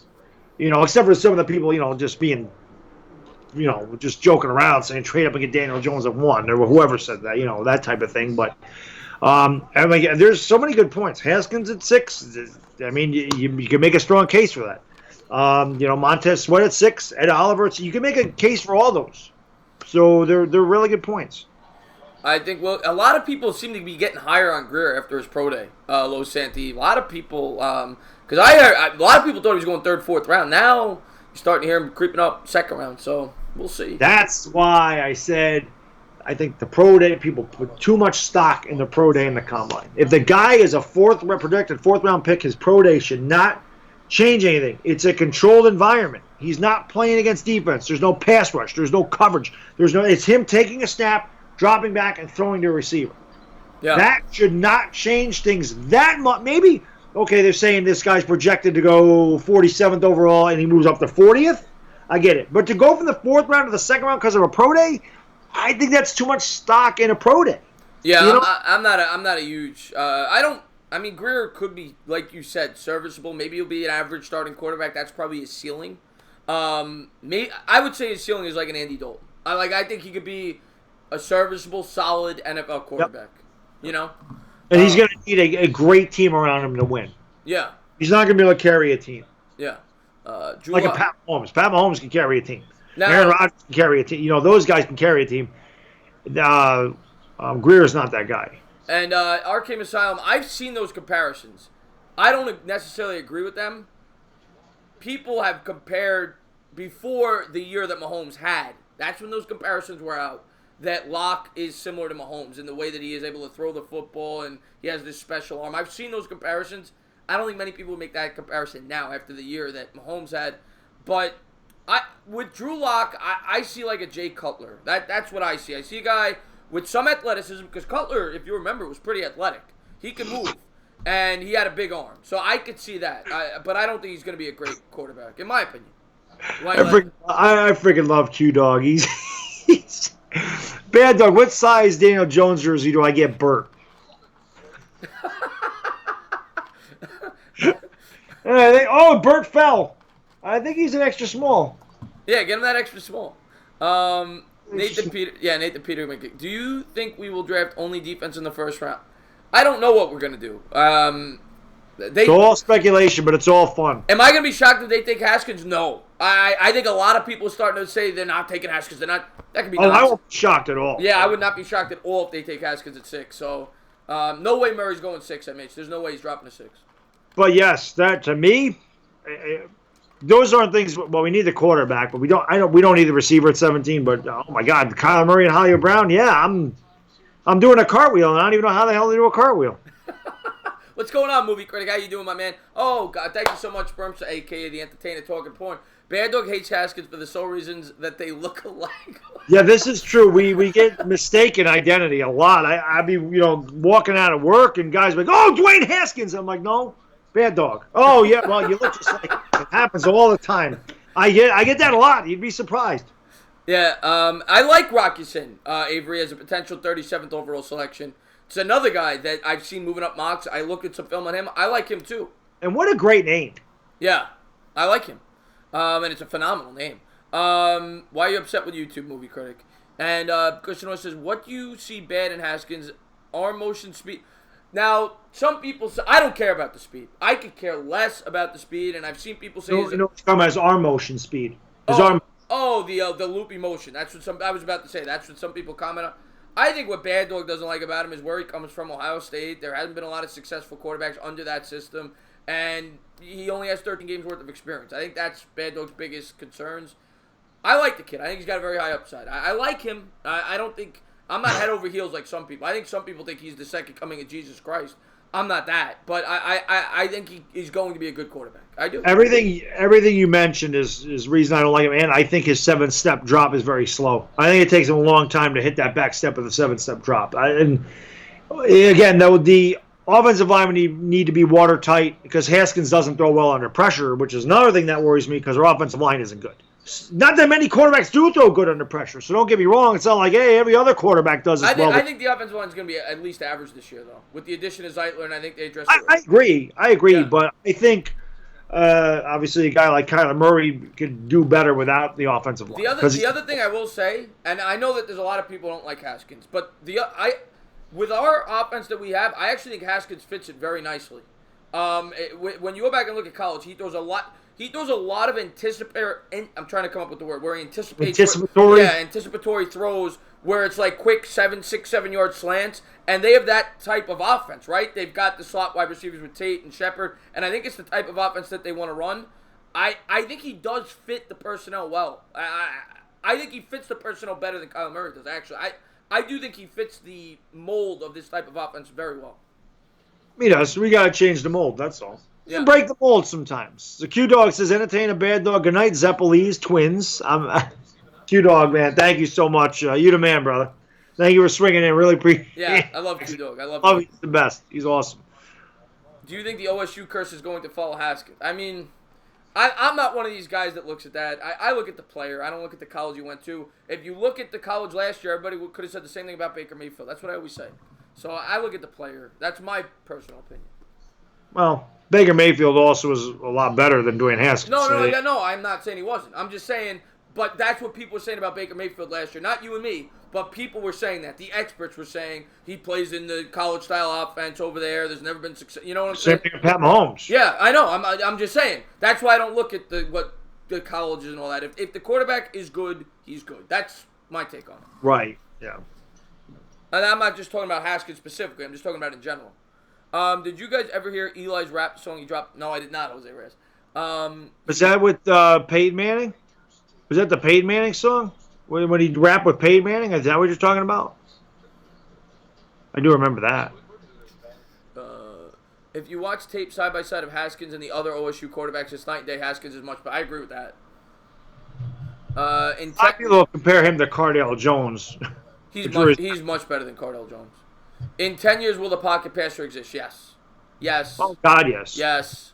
And I appreciate that, Delano. Thank you so much. I really appreciate the support that you show me and Baddog. Thank you very much. Yes, thank you, Delano. You brother. You the man. Yeah, please hit that thumbs up, by the way. Hit the big red button, and please go to Mr. Baddog 7676 channel. We're going to be there Friday to talk baseball, Mets, Yankees. Then Wednesday next week, we'll be back on there for the football because it was on my channel. We'll be back for baseball. We're going to alternate every week. So we alternate. Yeah, so please swing by there. I haven't heard many comments of Tyree Jackson. A lot of people like to bring up Tyree Jackson, a late round quarterback. I don't know. I'm not a big fan. He's tall, he's mobile. I was gonna say he's a tall kid, right? Yeah, 6'7". No quarterback that size has ever succeeded in the NFL. Yeah, I'm not a big. I like I said earlier, if you're gonna take a quarterback, take him early. Drew Locke or Daniel Jones. To me, it's close. I know that Drew Locke has a higher ceiling. I think it's close. They're about even for me. Prime Wolf. They're about even for me. Drew Locke. Yeah. Not a question. Daniel Jones. Sorry, Dave Brown, man. That's all that comes up. Dave Brown, number 17. Daniel Jones, number 17. Both played at Duke. Giants may take Daniel Jones. I'm a numbers guy. He said Playboy. I don't know if Playboy's still here. Playboy enjoys numbers. That's 17's bad luck for the Giants. Yeah. I don't love either one of them. Where was number 17? Yeah, you were 17. He shot himself in the leg and cost us a dynasty. Maybe you won't wear 17 with the Giants, though. You don't know. Maybe you won't wear 17. All right, what number would he wear? Who the hell's 17 on our team? You're right. But maybe because maybe he's watching this show. Oh, maybe he is. Maybe he'll change to 12. Peyton is 6'7", but listed at 6'5". Really, Jeremy? Nah, they would never list the guy shorter. Should the Giants get new unis? No. Oh, God, no. The only thing they should do is go back to that Giants on their helmet. The 80s Giants. I love that. Did you see that? And I don't think it was real. They leaked a picture today, the Jets' new unis. Did you get a chance to see them yet? Perfect for the Jets. A lot of people said they were fake. It was fake pictures. It officially gets released tomorrow. But if those were the real uniforms, I am not a fan. They look like high school, college uniforms. I didn't like them at all. Guys are saying Lillette is number 17. There Yeah. you go. Yeah, cool. Yeah, there you go. There you go. Number 17, not good for the Giants. Yeah. Yeah, exactly. I was not a fan. If those are the uniforms. The Giants, I'm seeing a lot of mocks now with the Giants doing that. Rashawn Gary. I don't hate Gary. He's got high upside, but I'm not a fan at 6. I had him taking him at 11 when we traded down, but not at 6. Yeah, not 6, no.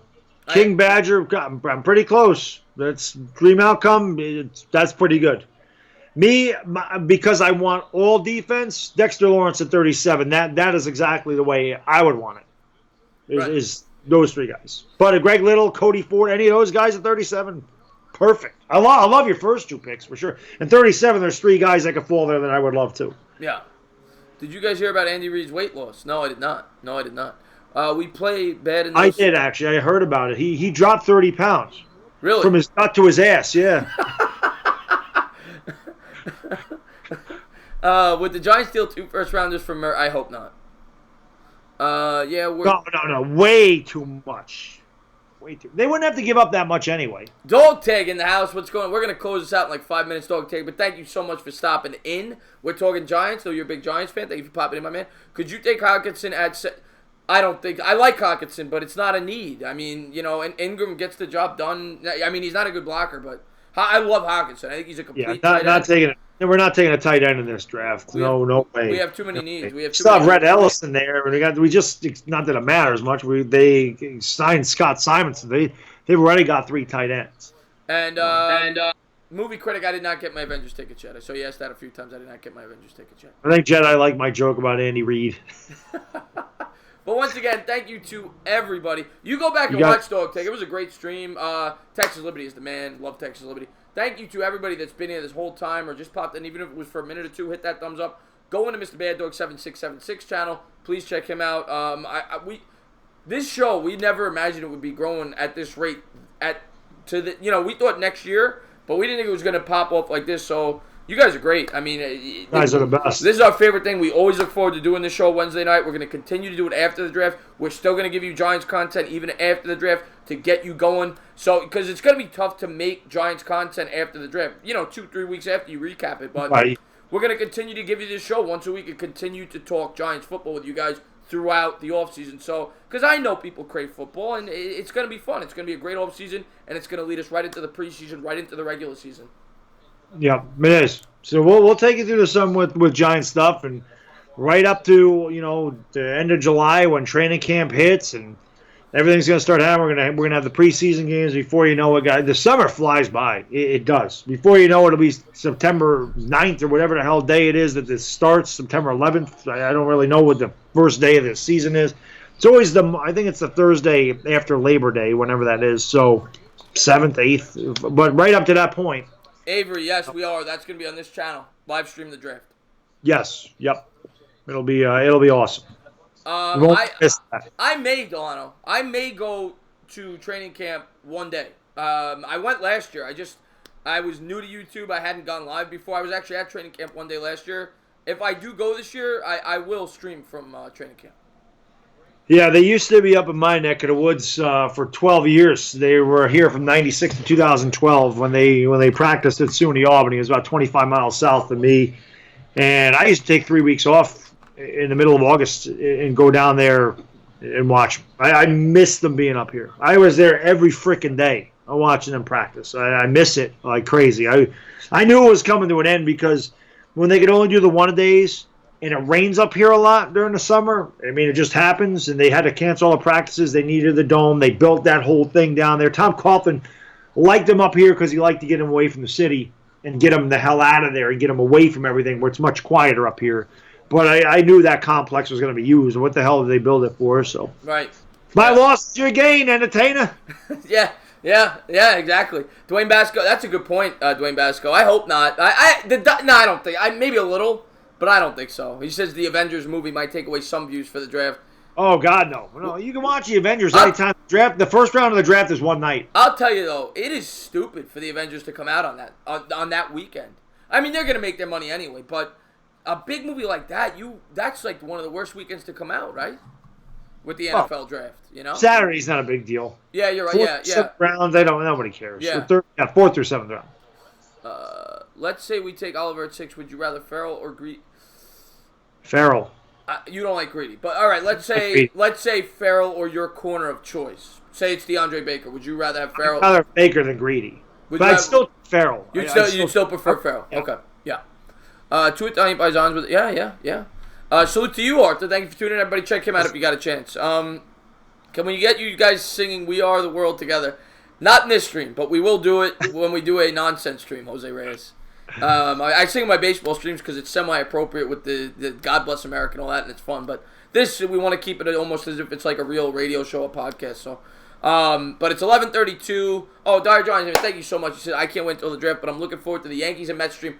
Night, guys. Man, thank you so much, Dyer Giants fan. And we cannot wait to start doing that. That's going to be a lot of fun. Of course, I'm still going to have my Mets show with Jet Central on here. This is more of a broad Mets, Yankees Right, it's show, a New York baseball show. Where both fan bases represented. So you get the Yankee guy or me, you get the Mets guy.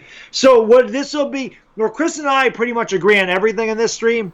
You're going to get debates in the other one. Yeah, and it's going to be a lot of fun. It's going to be a lot of debates because we're not going to see eye to eye in a lot of things. Yeah, and Avery, I'm originally from Long Island. I now live in Brooklyn, and Baddog's upstate. I am upstate, yes.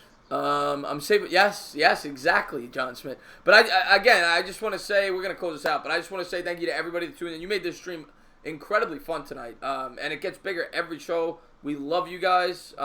Thank you guys for supporting the channel. Thank you guys for going over to Baddog's channel, and we're looking forward to doing it next week. Hopefully you come over on Friday to Baddog's channel and we talk baseball, and as always, I'm going to let Baddog close it out. Yeah, guys, again, we can't thank you enough right up to now. We got almost 100 people in here. Thank you guys so much for making this show what it is and just supporting our channels. We love you guys to death. Can't say it enough. And hopefully, like you said, you tune into my channel Friday for some Yankees and Mets stuff. And, hopefully that show can grow like this one. So until then, guys, have a great night. We're out of here. Peace! I got to do it. Somebody just said sit down. I'll do it. Sit